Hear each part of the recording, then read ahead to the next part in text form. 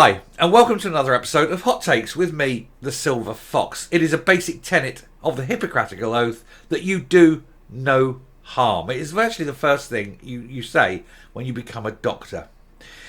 So to give gender-changing medication to children as young as 12 without a full psychiatric evaluation would, of course, be entirely wrong.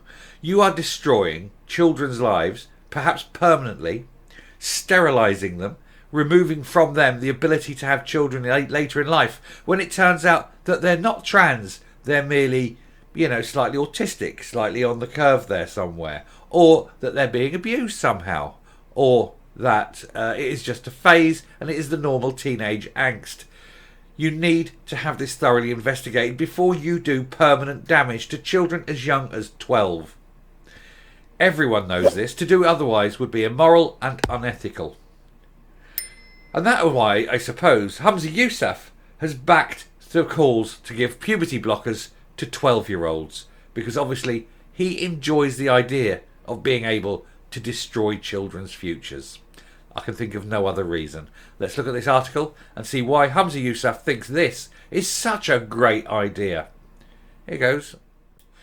So Humza Yousaf backs puberty blockers for 12-year-olds as care critics call for a review and for resignations. The Care Inspectorate guidance branded wickedly irresponsible and reached the Holyrood debating chamber, where the First Minister said he backed clinical decisions to give preteens puberty blockers and knock back contradicting evidence. So what he says is he wants all the evidence against giving children this. And now, don't forget that this isn't just people just saying, oh, well, blah, blah, blah. We're talking clinical evidence. We're talking experts in the field. We're talking people who've been through this and rejected it and have said, oh, they wish they hadn't. All sorts of evidence is coming in. He's ignored that and knocked it back because of his push to ensure that children in Scotland can be utterly destroyed at the age of 12 on the whim of what he describes as, quote, clinical staff. He doesn't say doctors, he doesn't say specialists, he doesn't say psychiatrists. Clinical staff can amount to a newly qualified, not even an unqualified nurse on her first day of work experience is still clinical staff. And we've seen from the Tavistock Clinic that these puberty blockers are handed out like Smarties to children. Often, and when I say often, I mean the majority of the time, without those kids even seeing a specialist, without even seeing, sometimes not even seeing a doctor. This is madness. And Humza Yousaf is aligning himself with this, and that tells you all you need to know about him, a man who seems beset on destroying children's lives simply because he hasn't got the spine to say no to the pressure groups, to the weirdos, and to those with vested interests. It is disgusting, and that is the sum of this man. He, I thought, was just low. Now I see him what he is. He truly is a monster. Humza Yousaf has said he supports decisions made by clinicians in response to a concern over fresh guidance for children and young people in care that suggests 12-year-olds are allowed to consent to puberty blockers. They're not allowed to consent to an awful lot of things, but when it comes to sterilising their bodies at the age of 12, apparently they are mature enough to consent to that. He was told that the guidance put together by the Care Inspectorate with the help of the controversial charity LGBTY Scotland has deemed a threat to safeguarding and advised outdated treatments for those suffering with gender confusion. He is sitting there listening to the LGBTY Scotland group, which basically is pushing a pro-trans agenda that wants to increase this because it increases their numbers and their power. And it is willing to destroy children on an industrial scale to achieve its political ends. These people are monsters. Among those outraged by the review are the prominent social worker Maggie Mellon, who said the guidance should be withdrawn immediately and the board and senior managers should resign and a full review of governance take place.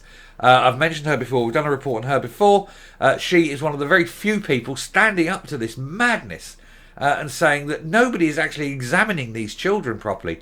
And the actual rate of actual gender dysphoria is absolutely minuscule. And so to push these children, as I say, they could be a million reasons why they think this way, remembering that they're 12. They're starting to go through puberty. Their hormones are all over the place. They have that usual angst and changing. It's not surprising that that they have this. But you're basically giving power that should never be given to people far too young to wield that power. And he is pushing this. And these people all these LGBTs and the Stonewalls are pushing this. I mean, Stonewall has gotten so bad now that it actually got rid of all the gay people and the lesbian people. It only represents trans now. Even the founding members of it have been thrown out because they've achieved their aims. They've got equality. But now they want more power for trans because they seem to think that a mental illness should override the safety of women and children. It's very weird. Anyway, during First Minister's questions, Deputy Conservative leader Megan Gallagher said the guidance signposts the Sandyford Gender Care Clinic in Glasgow for transgender and binary young people. And non-binary young people, although they keep saying non-binary, but tell me, what does the B stand for in LGBT? The NHS Centre uses many of the same service styles and as the shamed Tavistock Clinic in London. I've done so many videos on that. Which was the heart of the Cass review that took issue with the prescribing of irreversible medication and affirmative care. The Cass review basically said that what is happening in Tavistock and in Sandyford, for example, all of these places, is so bad it should be considered a crime. And she has said it needs to shut immediately. She says it represents a clear and present danger to children, and she says that there is no oversight, no safeguarding, and often not even a medical examination of these children before they're put on life-changing courses of action, including medication and surgery. And it is just an enabling. It said it's just an organisation that enables the extremists in the transgender movement. Ms Gallagher said more and more brave young people are coming forward with their harrowing stories about surgery and the lack of mental and emotional support they received. So can the First Minister clarify if he supports puberty blockers being prescribed to 12-year-olds in this country? I support these decisions being made by clinicians, being made by those who have clinical knowledge, replied Mr Yousaf. Not saying doctors, not saying specialists, not saying consultants, just clinicians, as I pointed out. That is what we should be doing. We should be trusting those with that clinical expertise, as opposed to standing up here in the chamber where we don't have that expertise. Well, you do stand up there without any expertise in any field whatsoever, making judgments, passing laws. So why should this be any different? Is it because this one's difficult? Is it because you don't want to upset the trans lobby? Is that what it is, Mr Yousaf? In terms of the Cass review, that is a preliminary report. Oh, don't come to cod. That report is not a preliminary report. And he's telling an absolute lie there. I think it is well understood the health service in England and Scotland do differ quite significantly. Yes, but children's bodies don't.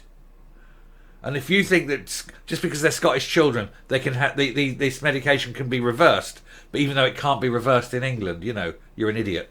And worse than an idiot. Ms Gallagher said she was really concerned by this as it goes against the caution expressed by the interim Cass review and the lack of evidence surrounding puberty blockers. There hasn't been enough research on these things, and you're having even experts in the field now, even people who worked at Tavistock and who have quit and who are whistleblowers are saying that there is no way they will ever prescribe these drugs again because they are so dangerous and, in their words, irreversible. The Scottish Government also needs to listen to the concerns raised in the Cass review, she replied.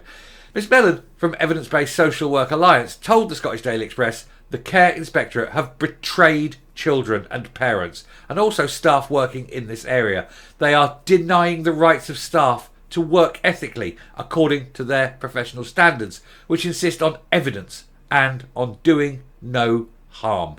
The CI response acknowledges that their best practice is based on the claims of LGBTY Scotland, which is not an expert group, it's not a medical group, it's a bunch of trans activists with a vested interest, and the the care people, the actual people offering this care, are listening to them rather than looking at actual evidence. And the reason is, of course, that the actual evidence on the ground is that it is a very bad thing. But they don't want to hear that. They really don't want to hear that it's bad.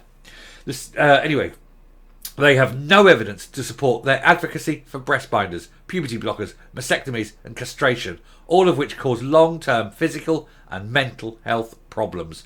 They did not consult any social workers, psychologists, psychiatrists, parents and women's groups, or indeed anyone with a critical view. The Care Inspectorate said this guidance aims to support care services for children and young people to enhance the inclusion of transgender, including non-binary young people. You can include them all you like, but you should not be doing this to their bodies. You should not be putting them down a one-way street from which there is no return. This is immoral, unethical, and if it isn't illegal, it bloody well ought to be, and some people need to go to prison. They said, we have based this document on current best practice guidance. They were their words, best practice guidance, not evidence.